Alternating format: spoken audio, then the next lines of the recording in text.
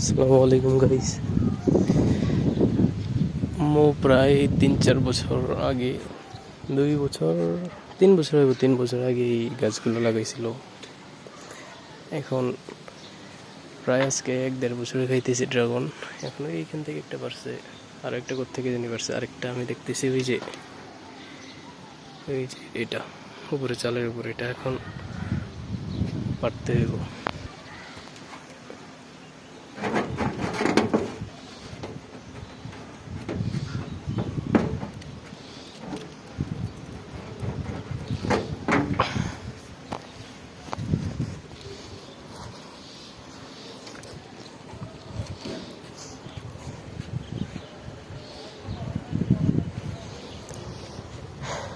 আল্লাহর কি কুদরত, এই যে ড্রাগনগুলা আপনার